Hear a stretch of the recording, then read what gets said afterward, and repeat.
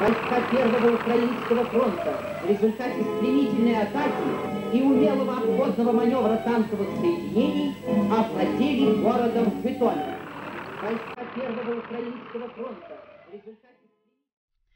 имрӯзҳо ба назари мо ин наворҳо ғайриимкон менамоянд. дар айёми ҷанг дар солҳое ки зиндагӣ хеле сахту сангин буд, халқи меҳнаткаш барои ояндаи дурахшони ҷумҳурӣ бо азму талош пайи бинои сохтмонҳо, роҳҳо ва заводу фабрикаҳо буданд ва инак санадҳои таърихномаи қаҳрамонӣ. соли 1941 театри опера ва балети тоҷикистон. моҳи майи соли 1942 аввалин бор комбинати бофандагии Сталинобод ба кор даромад. моҳи сентябри худи ҳамон сол сохтмони канали Калони Ҳисор ба анҷом расид. заводи сементбарорӣ ба кор даромад. инчунин муассисаҳои гуногун бунёд гаштанд. соли 1943 кони майхӯра ва соли 1945 комбинати кӯҳии Анзоб ба истеҳсолот супорида шуд.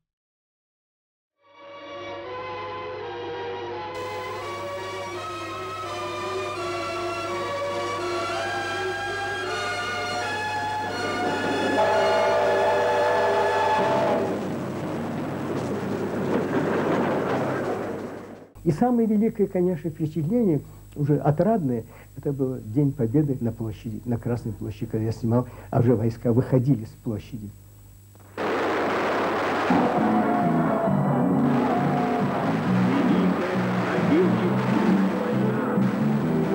Которую вел советский народ против немецко-фашистских захватчиков, победоносно завершена. Германия полностью разгромлена. День Победы. Отныне его будут отмечать всегда дети, внуки, правнуки, все грядущие поколения. Я очень признателен Всемирной ассоциации военных операторов, которые заслуги наших военных хроники отметили вот такой наградой. 3 военных оператора, Семен Школьников в Эстонии, Афанасьев в Москве, и вот мне 3 вот эту приз свой дали за лучшие фронтовые съемки в годы Великой Отечественной войны.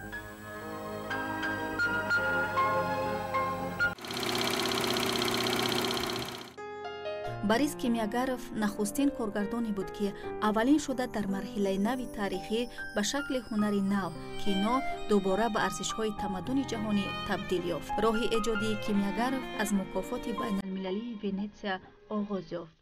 филми ӯ Тоҷикистон соли 1946 соҳиби медали биринҷӣ ва дипломи ифтихорӣ гашт. С русскими, украинцами, узбеками, туркменами, казахами, киргизами, грузинами и армянами. За мужество и отвагу в боях более 10 тысяч сынов Таджикистана награждены орденами и медалями. В золотой список героев Советского Союза вписаны имена 34 сыновей Таджикской республики.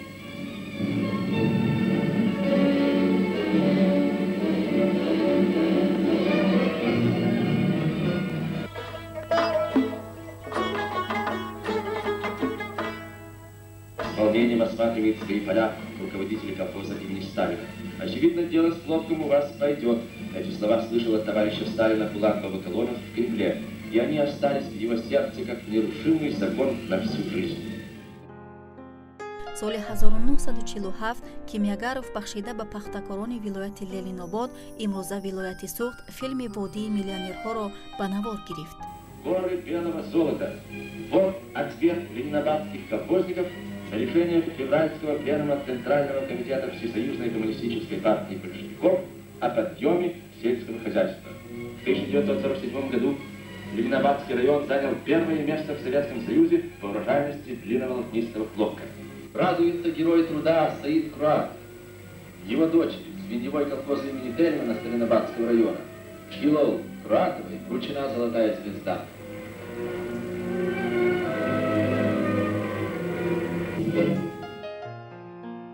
соли 1949 филми мустанади «Қувваи бузург». Фарида работает на нескольких станках, намного перевыполняя план.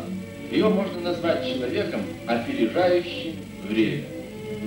Всем счастьем своим женщины обязаны родине, партии большевиков, отцу и вождю, родному Сталину.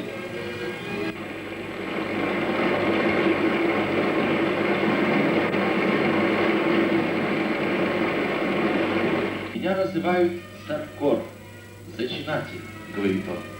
Но первый Саркор страны – это партия большевиков, потому что она зачинатель всего нового на свете, нового человека, новой счастливой жизни. Семеро детей в семье колхозника Кадырова. Колхоз построил своему Звеневому Абдул-Вахабу Кадырову новый дом. Весь старый кишлак Газион поместился бы в этом доме. Навсегда покончили люди с бедностью и нуждой. Только старики еще помнят о ней, да не хотят вспоминать. дар тӯли 10 соли аввали ҷанг барои офаридани филмҳои калонҳаҷм имконият набуд. Бинобар ин устодони филми ҳунарӣ ба офаридани асарҳои синамоии филми мустанад машғул буданд. Тоҷикистон ҳам дар ин масъала истисно набуд.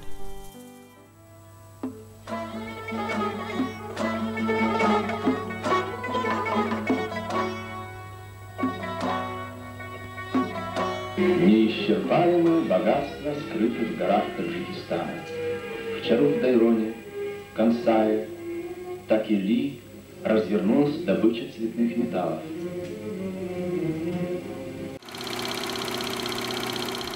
И, пожалуй, не найдешь среди молодых и начинающих писателей ни одного, кто чем-нибудь не был бы обязан Айни, его резкой, но всегда справедливой критике.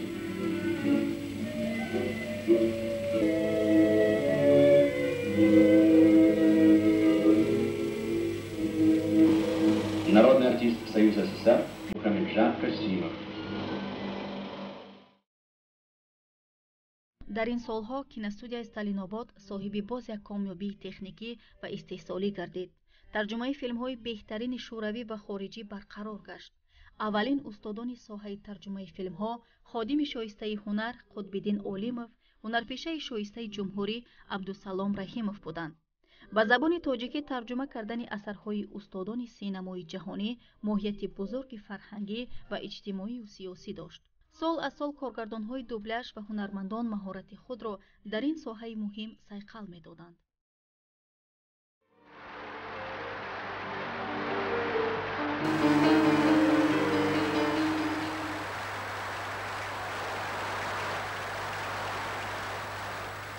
Секретарь ЦК Коммунистической партии большевиков Таджикистана товарищ Гафуров призывает мастеров хлопка к новым трудам и успехам в юбилейном году республики.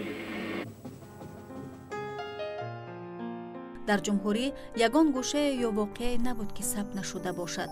мо имкон надорем ки ҳамаи онҳоро номбар кунем ё намоиш бидиҳем, вале маҷмӯи онҳо манзараи муҳташам ва ҳаяҷонбахши як давраи ҳаёти мукаммали моро инъикос менамояд.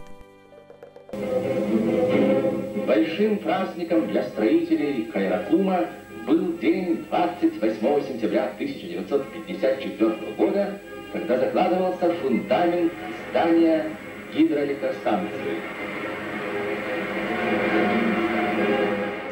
арзи сипоси бепоёни мо ба офарандагони филмҳои мустанади тоҷик ки замони худро арзанда тасвир карданд. филмбардорон Василий Кузин, Всеволод Шевченко, Борис Сенёков, Иброҳим Баранников, коргардонҳо Борис Кимягаров, Амон Бекназаров, Георгий Брагинский, филмбардорон Мамадқул Арабов, Назрулло Тилоев, Шоди Султонов, инчунин Базов, Барбутли, Петлеевич, Еремеев, Эшонов, Сазонов, Содов, Чихалботкин, танзимгар Марьям Саторова ки номҳояшон дар таърихи синамои тоҷик бо ҳарфҳои зарин навишта шудааст.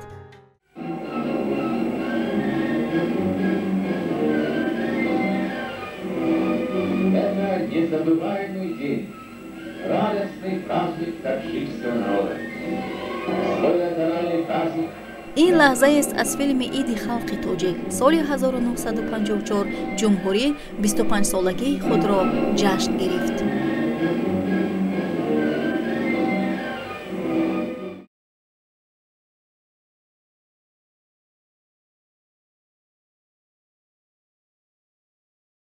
ин чанд лаҳзае аз солҳои ташаккул ва рушди синамои тоҷик буд ки рӯйнавор омаданд. агарчи аз он хирман як хушае барои шумо пешкаш гардед, вале синамогарони мо дар замони худ заҳмати сангинеро пушти сар карданд то барои мо ва насли оянда таърихи гузаштаро мондагор созанд.